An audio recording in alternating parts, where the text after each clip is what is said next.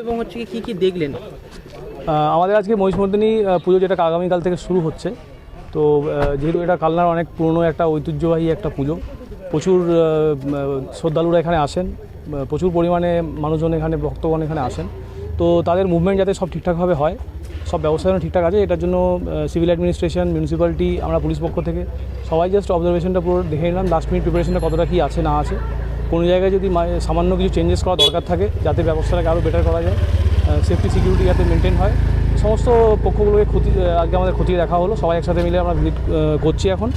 R by this evening আমরা আশাবাদী যে যা যা প্ল্যান হয়েছে সমস্ত প্ল্যানগুলো ইমপ্লিমেন্ট হয়ে যাবে। কতজন পুলিশ থাকছে এখানে পোস্টিং, এবং হচ্ছে গিয়ে কতগুলো সিসিটিভি আমাদের কালনা শহরে আগে থেকে অনেকগুলো রয়েছে। এছাড়া এই পুজো স্পেসিফিক আমাদের প্রায় 32 সিসিটিভি ইনস্টল করা হয়েছে পুজো প্রাঙ্গণের আশেপাশে।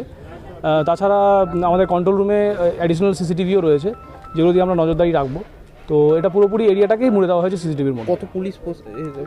আমাদের রাফলি সিভিক ভলেন্টিয়ারদেরকে নিয়ে অ্যারাউন্ড 800 অড পুলিশ পার্সোনালরা এই পুরো ডিউটি করবেন এই মেলাতে 4 দিন ধরে। আচ্ছা, বলছি কি ওই মেলায় ঢোকার মুখে আশপাশের যে দোকানগুলোর জন্য প্রতি বছরই একটা মানে প্রচুর ক্রাউডের সৃষ্টি হয়ে যায় এবং মানুষের ঢোকা বেরোনোর অসুবিধা হয়, ওইগুলো নিয়ে কোনো চিন্তা? যতটা জায়গা ম্যাক্সিমাইজ করা যায়, অপটিমাইজ করা যায়, তো সেটা নিয়ে আমরা অলরেডি দোকানদারকে আপডেট করেছি। মিউনিসিপ্যালিটি থেকে ভাইস চেয়ারম্যান সাহেবও রয়েছেন, উনিও আপডেট করেছেন যে স্পেসটাকে যাতে পাবলিকের মুভমেন্টটা ঠিকঠাকভাবে হয়, সেফলি হয়, এটার জন্য লাস্ট মিনিট অবধি যেরকম ধরুন এই হ্যাঙ্গারগুলোকে একটু ভেতরের দিকে নিয়ে যাওয়া, উনুন যেগুলো রয়েছে সেগুলোকে ভেতরের দিকে করে দেওয়া, তো এই ধরনের ছোটো ছোটো বাট ইম্পর্টেন্ট জিনিসগুলোকে করার জন্য অলরেডি ইনস্ট্রাকশন দেওয়া হয়েছে। আমরা আবার ওটা রিভিউ করে দেখে নেব। যারা এর মধ্যে সামান্য কিছু চেঞ্জেস করতে পারবেন না তাদেরকে আবার সেইভাবে চেঞ্জ করতে বলা হবে, সো দ্যাট সবার মুভমেন্টটা সেফলি হয় আর সিকিউর হয়। নদীয়া থেকে প্রচুর লোকজন আছে এখানে, ঘাটগুলোর বিষয়ে আপনাদের নিরাপত্তা ব্যবস্থা কী থাকে? একটা বড় দুর্ঘটনা ঘটে গেছিল ঘাটের ব্যাপারে, যাতে নাম্বার অফ পিলগ্রিমস যারা আসবেন তাদের বেসিক্যালি মুভমেন্টটা কখনও ক্যাপাসিটির বেশি না হয়, ইনফ্যাক্ট ক্যাপাসিটির অ্যারাউন্ড 85-90% থাকে, সেটা আমরা চেক করব। ঘাটে আমাদের পুলিশ পার্সোনাল ডিপ্লয়েড থাকবে। ঘাটের যে অথরিটিস রয়েছে তাদের সাথে কথা হয়েছে, ওখানে সিসিটিভি ইনস্টল করা হয়েছে। তো এছাড়া ঘাট ছাড়া যে ইলিগাল এরিয়াসগুলো রয়েছে, গঙ্গার ঘাটগুলো, সেগুলোকে ব্যারিকেডিং করে বেঁধে দেওয়া হয়েছে যাতে ঘাট ছাড়া অন্য কোনো জায়গা থেকে কোনো এন্ট্রি যেন না হয়। তো এই সমস্ত রকম সিকিউরিটি মেজারগুলো আমরা ইমপ্লিমেন্ট করেছি। চলাচলের জন্য কতগুলো ঘাটকে আপনারা রেখেছেন? খেয়াঘাট দিয়েই আমাদের মূলত মুভমেন্টটা এখানে হবে। এছাড়া অন্য কোনো টেম্পোরারি ঘাটগুলো কালনা শহরে আগামী দিনে চলছে না ডিউ টু মহিষমর্দিনী পুজো। আর যা মুভমেন্ট হবে পিলগ্রিমসের, সেগুলো খেয়াঘাট দিয়ে হবে। আমাদের না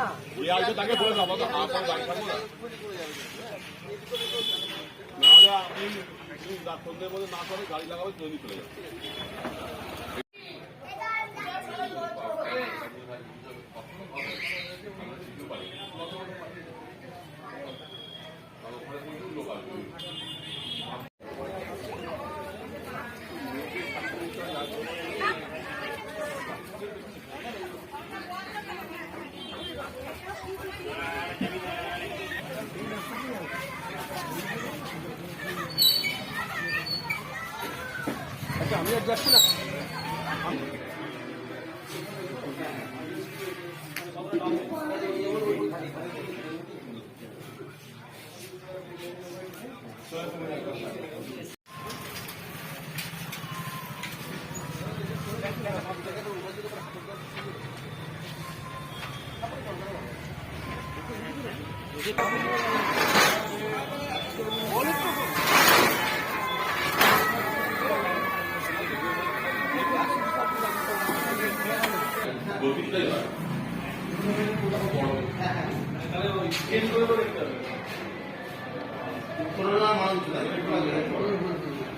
নিয়ন্ত্রণ এবং সেই সঙ্গে এই যে একটা গ্যাদারিং হয়ে যায়, এর জন্য কি ব্যবস্থা নিচ্ছে?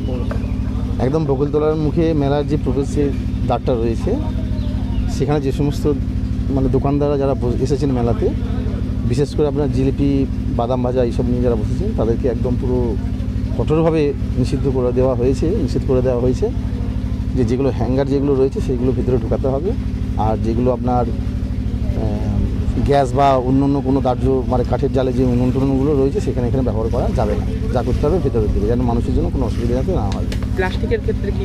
একদমই তো আমাদের পৌরসভার মাইকের মাধ্যমে আমরা প্রচার করে দিচ্ছি যে 120 মাইক্রোমিটারের নিচে কোনো পলিথিন ব্যবহার করা যাবে না। আচ্ছা, ঘাটের ক্ষেত্রে কি ব্যবস্থা নেওয়া হয়েছে? ঘাটের ক্ষেত্রে ব্যবস্থা নেওয়া হয়েছে বলতে ধরুন মিলিটারি ঘাট এবং ওর সঙ্গে যে কালীর ঘাট যেগুলো যে টোটালটাই ক্লোজ করে দেওয়া হয়েছে।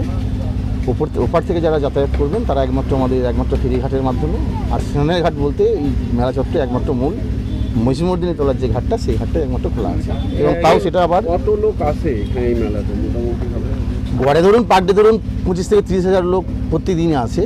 এবার তার মধ্যে আবার নবমীর দিন আরও একটু বেশি চাপ হয়, অষ্টমী এবং নবমীর দিন। কদিন চলবে এই পুজো? এই মেলাটা 4 দিন, 11 আগস্ট থেকে 14 আগস্ট পর্যন্ত। 14 আগস্টে হচ্ছে কি প্রতিমা নিরঞ্জন হবে।